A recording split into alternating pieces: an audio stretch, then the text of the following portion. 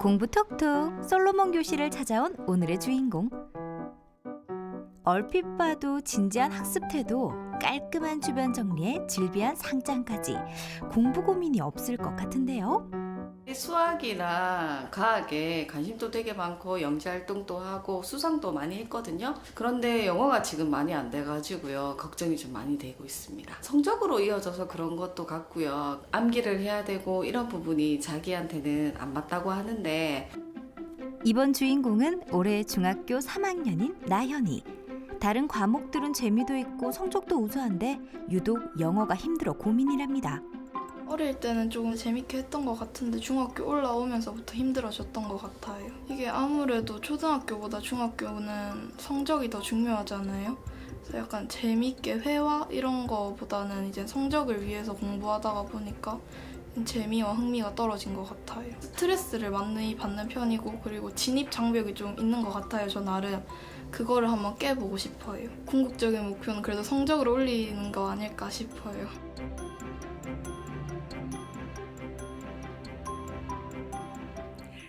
학생 개개인에게 맞는 학습 방법을 맞춤 설계해드리는 공부 톡톡 솔로몬 교실. 오늘도 최명철 소장과 함께하겠습니다. 어서 오세요. 네, 안녕하세요. 네. 학생 여러분들의 학습의 어려움의 고민을 해결해드리는 두뇌학습 클리닉 전문가 최명철입니다. 네, 반갑습니다. 화면에서도 보셨듯이 올해 중학교 3학년인 나연 학생이 저희 솔로몬 교실을 찾았습니다. 다른 과목은 문제가 없는데 성적표를 다 공개를 했어요.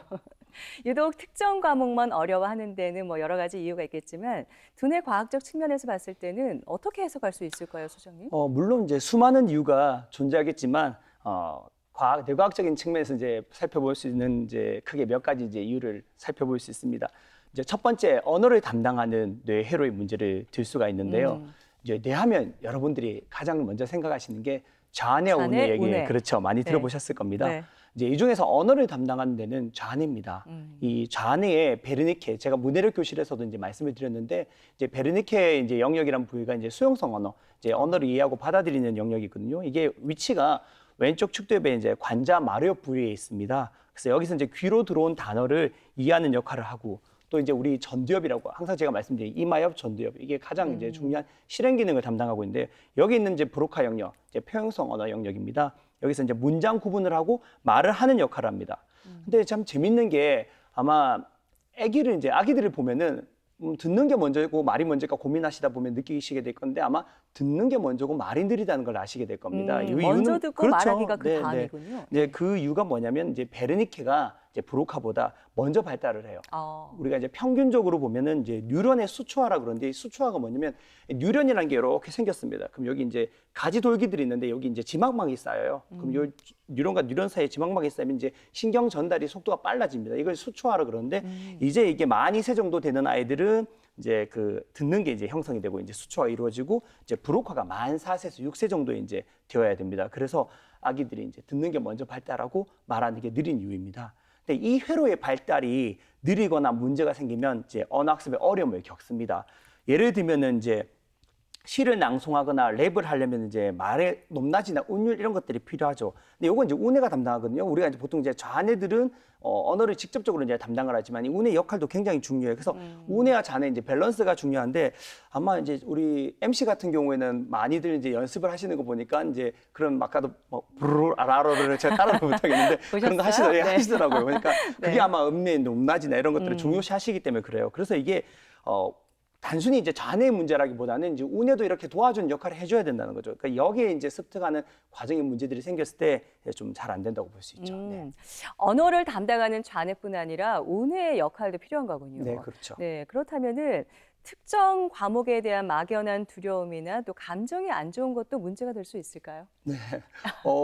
혹시 우리 아나운서님은 학교 다닐 때 영어는 어떻게 잘하셨습니까?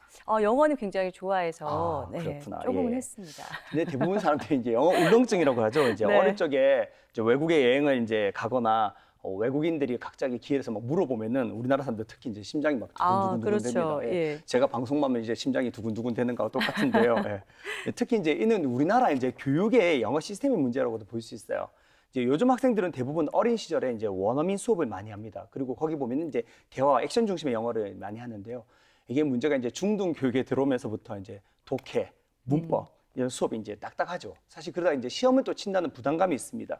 그러다 보니까 영어 교육에서 가장 중요한 게 결국 이제 소통의 기술이거든요. 이제 언어를 한다는 것 자체가 우리가 서로 이제 대화를 하고 그 사람들의 뉘앙스를 받아들이고 이런 것들을 해야 되는데 이제 수능에서 좋은 점수를 얻기 위해서 이 시험을 이제 공부하는 거 이런 것들이 굉장히 이제 사람들에게 이제 불안하고 이제 굉장히 이제 좀 스트레스를 많이 주게 되는 거죠. 그래서 이제 제가 항상 강조하는 뇌의 이제 정서 조절을 담당하는 이제 변형계 기관에 이제 문제가 생겨서 아무래도 시험 칠 때 영어만 되면은 이유 없이 막 심장이 뛰어요, 정말 실제로. 예, 그리고 뭐 시험 칠 때 뭐 리딩을 한다든가 이제 리딩을 한다든가 아니면 우리가 듣기 평가를 하잖아요. 진짜 실제로 안 들립니다, 잘. 이게 내 마음대로 되는 게 아니에요. 그리고 갑자기 말을 하려고 해도 무슨 말을 해야 될지 말문이 막혀버립니다. 네. 이런 것들이 다 이제 우리 이런 감정의 문제인데 이제 이 감정이 안 좋게 되면 아무래도 영어 학습이 어렵게 되는 거죠. 그렇군요. 그렇다면 이런 문제들은 타고나는 건지 아니면 후천적인 노력으로 뭐 충분히 좀 개선의 가능성이 있는 건가요? 사실은 이제 선천적, 후천적이란 거를 구분하는 건 상당히 어렵습니다. 근데 뭐 제가 이렇게 라디오를 들어보니까 우리 MC께서는 굉장히 노력을 많이 하신 것 같아요. 뭐 외국에서 그래요? 유학 갔다 온 것처럼 이렇게 발음이 뭐 재즈나 발음이 팝을 괜찮았나요? 얘기하는데도 말씀 많이 하시더라고요. 네. 이제 그걸 보면 반드시 이제 선천적인 요인이라고는 볼 수 없겠죠. 그죠? 어. 네.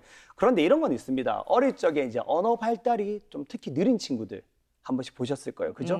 그다음에 인지 기능에는 이상이 없는데 읽고 듣는데 어려움을 겪고 그다음에 여기 이제 난독증과 같은 경우에는 사실 실질적으로 뇌의 기능에 문제는 없지만 문해력이라고 그러죠. 읽고 이해하는 데 능력에 조금 문제가 있는 친구들이 있습니다. 이런 경우라면은 아무래도 이제 어려움을 겪게 되겠죠. 그리고 아까 말씀드린 이제 회로가 만들어지는 데 있어서 이제 수초화가 잘 안 되는 경우, 그다음 굳이 이제 후천적인 경우를 들려고 하면은 제가 이제 늘 말씀드리는데 환경적 노출, 그러니까 환경이 어릴 때부터 영어를 잘 할 수 있도록 이게 영어를 많이 듣고 말하는 이제 그런 트레이닝이 됐으면 좋겠는데 그런 것들이 안 되는 경우, 그다음 학습적 자극을 못 받거나 이제 대표적인 경우가 이제 우리가 학창 시절에 다 들었던 늑대 아이. 예. 그러니까 네. 이 친구는 이제 늑대에게 길러졌죠. 그래서 성인이 돼서 인간들이 발견했을 때도 사람의 언어를 가르치려고 보니까 굉장히 힘들더라는 거죠. 그러니까 이런 경우 같은 게 케이스를 또 이제 들 수 있고 또 굳이 하나 더 이제 말씀드리면은 영어 학습적인데 부정적인 피드백을 많이 겪는 경우, 예를 들어서 시험을 쳤는데 점수가 안 좋다고 해서 계속 이제 자존감이 떨어지겠죠, 그죠? 시험 칠 때마다 계속 아까 불안이 올라옵니다. 그래서 이게 영어에 대한 트라우마가 이제 굳어진 경우에는 영어 학습에 이제 어려움을 후천적으로 겪는 경우라고 볼 수 있겠죠. 네. 정말 유독 영어만 어려워하는 오늘의 주인공 나연이가 정확한 원인을 알아보기 위해서 진단과 맞춤 검사를 받았다고 합니다. 화면으로 한번 만나볼까요? 영어 학습 고민의 원인을 알기 위해 학습 클리닉을 찾았습니다. 영어가 힘든 부분이 어떤 부분들이에요? 영어는 그래도 단어를 알아야지 그래도 뭐 이해가 되든 풀든 하는데 저는 그 단어를 외운다는 거에 스트레스를 좀 받는 게 같아요. 스트레스 많이 받는구나. 네. 수학은 그냥 공식을 알면 풀면 되잖아요. 근데 영어, 특히 언어 부분은 그런 정확한 답이 없어가지고 읽기 분석이라든지 아까 이제 또 어텐션, 집중이라든지 각해라든지 각 부위의 기능들, 기능들을 검사해서 여러분들한테 그 검사 결과에 대해서 설명을 드리고 또 솔루션을 드리도록 하겠습니다. 네. 지금 검사하는 거는 워드 컬러 테스트라고 집중력 검사를 할 겁니다. 파랑, 노랑, 초록, 빨강, 빨강, 초록, 파랑, 노랑, 초록, 빨강, 파랑, 노랑. 책을 읽을 때 안구의 움직임을 측정하여 읽기 이해를 과학적으로 평가 분석하는 검사부터 두뇌의 입력, 정서, 인지, 실행 등 각종 능력에 따라 나연이의 학습 정보 처리 과정을 살펴보는 기능성 검사도 진행했습니다. 요거는 심리 검사가 아니라 학습 정보 처리에 대한 기능적인 검사입니다. 신경생리학적으로. 그래서 여기 공부할 때 지금 우울 경향이 높은 거예요. 맞네요. 다른 할 때가 아니라. 네네. 그 위험군이죠. 우리가 보통 이 시험 칠 때 이제 심리적 영향입니다. 자꾸 못 친다는 생각이 자기 의지와 상관없이 계속 들어옵니다. 그렇게 되면 어떻게 하냐? 1번 문제 풀다가 2번 넘어가지 못해요. 어렸을 적에 영어 공부를 시작했을 때 선생님과의 관계라든지 영어에 대한 감정, 그러니까 본인이 지금 영어를 못한다고 생각하고 있는 거예요. 영어에 대한 자존감이 떨어진다고 저는 봅니다. 그러니까 영어에 대한 감정이 안 좋기 때문에 다른 과목은 괜찮은데 영어를 볼 때마다 편도에서 불안이라든지 강박들이 올라온다고 봐요. 아까 집중력은 각성과 관련된 문제고 영어에 대한 감정의 문제고 그다음에 여기 시지각적인 정보 처리가 좀 안 되는 부분들을 교정을 해주면은 영어를 원하는 점수를 얻지 않을까 그렇게 생각을 합니다. 네. 나연이의 강점이랑 단점이 있지 않습니까? 생각지도 못한 부분이나 이런 걸 알게 돼서 되게 좋았고요. 그리고 저희가 단점을 보완하게 되면 이제 앞으로 더 나아질 것 같은 그런 기대감이 들어서 너무 좋았습니다. 제가 부족한 점을 제대로 알려주셨던 게 제일 좋았던 것 같아요. 쉽게 해볼 경험이 아니잖아요. 이런 경험을 해봤다는 것 자체가 저는 되게 너무 좋았어요. 제일 기대되는 건 역시 성적이긴 한데 그냥 이 트라우마, 영어를 대한 두려움을 없앨 수 있는 게 제일 큰 기대감인 것 같아요.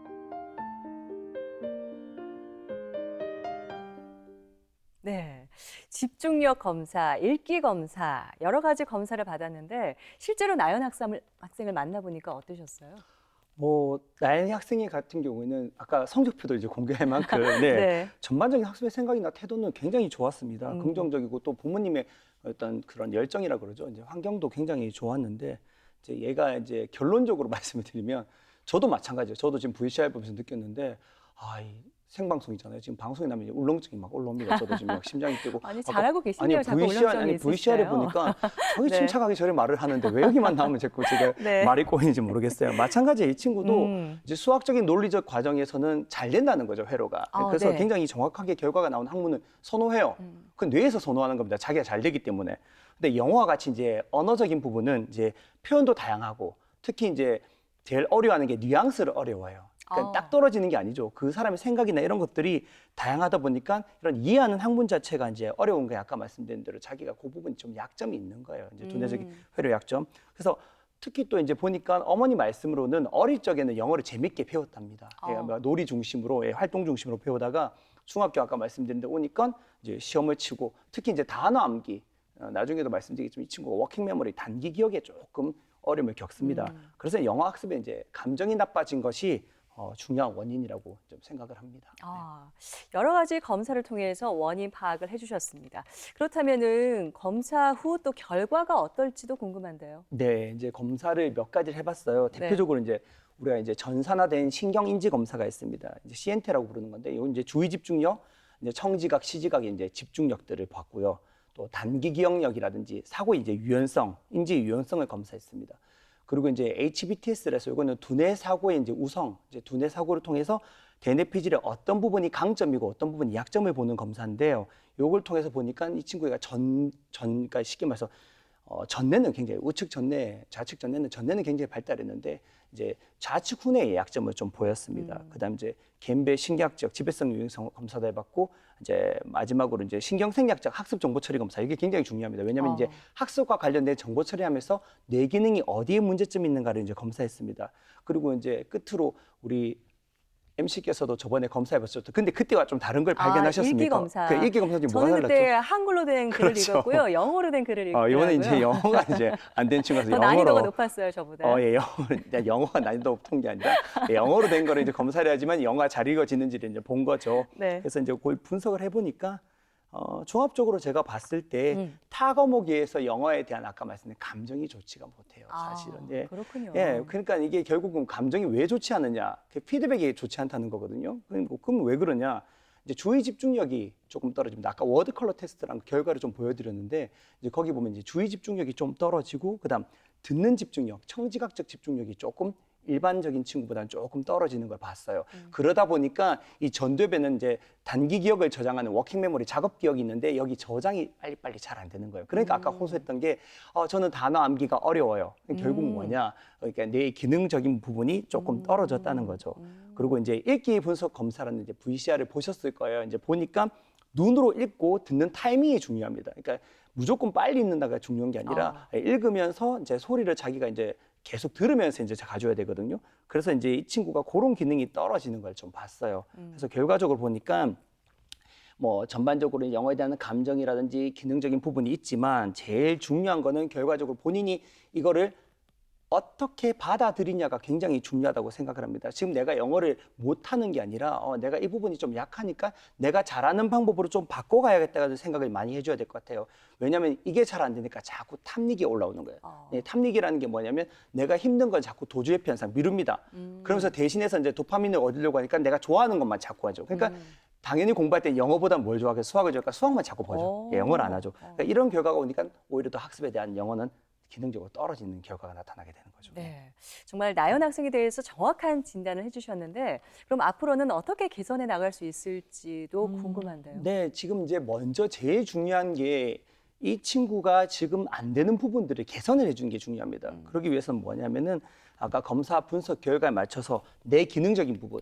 자, 가장 우선적인 게 지휘 집중력이겠죠. 집중력이 없으면 결국 보는 거나 듣는 게 별로 의미가 없어집니다. 왜냐하면 입력이 잘 되지 않기 때문에 그렇습니다. 그래서 집중력을 통해서 이제 작업 기억을 이제 해결할 수 있는 두뇌 트레이닝을 해줄 것이고요.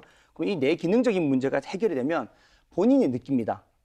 영어를 공부하는데 좀 더 단어를 외울 때 잘 외워질 것이고, 그러면 당연히 이제 영어에 대한 이제 그 동기가 생기겠죠. 내가 하니까 되는구나. 전에는 힘들었는데 내가 하니까 못하는 게 아니라 내가 조금 힘들었던 거구나 하는 걸 느끼게 됩니다. 그러면 당연히 이제 영어에 대한 자존감이 올라가고, 그다음 이제 대뇌 피질의 두뇌 사고를 보니까 아까 전뇌가 발달했다고 그랬잖아요. 이게 사실 학습을 잘하는 친구예요. 성적표 보니까 다른 과목은 다 좋았지 않습니까? 네, 되게 그러니까 좋더라고요. 영어 자체가 안 되는 것 자체가 이 친구가 아까 순차적이고 절차적인 거. 우리가 보는 거는 이제 시각적인 부분이기 때문에 시간과 순서를 느낄 수가 없어요. 근데 이제 귀가 굉장히 중요하거든요. 듣고 이해하려고 하면 시간과 순서대로 듣고 저장이 되어줘야 됩니다. 이제 이런 부분들이 이제 좋아지게 되면은 아까 말씀드린 영어에 대한 감정도 좋아지고, 특히 또 이 친구가 맞춤형 솔루션을 통해서 우리가 계속 시뮬레이션을 할 거예요. 아무래도 학습은 중요한 게 계속해서 반복적으로 해주는 것이 굉장히 중요합니다. 그래서 그런 것들을 통해서 영어 성적이 향상이 되는 걸 자기가 느낀다면 아무래도 영어 성적도 좋아질 뿐만 아니라 다른 과목하고 이제 밸런스도 충분히 맞아질 거라고 기대합니다. 네, 정말 유독 영어만 어려워하고 있는 나연이 학생을 위한 본격 솔루션이 다음 주부터 시작되는데요. 다음 주 기대해 주시고요. 소장님과는 여기서 인사 나누도록 하겠습니다. 오늘 말씀 잘 들었습니다. 네, 고맙습니다.